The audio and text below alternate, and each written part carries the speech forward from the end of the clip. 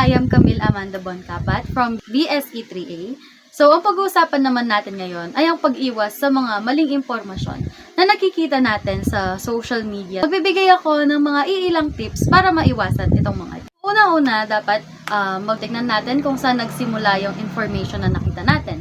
Pangalawa, tignan natin yung date ng information, kung panahon ba siya na balita or like last year pa siya.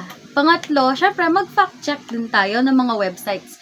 Huwag din tayong basta-basta pumipindot din mga website kasi meron mga taong gumagawa ng website para lang clickbait. Ganun. Naman is magtanong tayo dun sa mga nagbahagi ng information na yon kasi dun natin malalaman kung totoo bang nangyari yung ganong bagay. Minsan kasi sila yung mga taong nagsulat na yon, sila mismo ang nakakakita, nakaka-experience. Mag-research tayo sa mga nakikita natin na impormasyon, mga social media kasi magdudulot ito ng pagkalat ng mga maling impormasyon.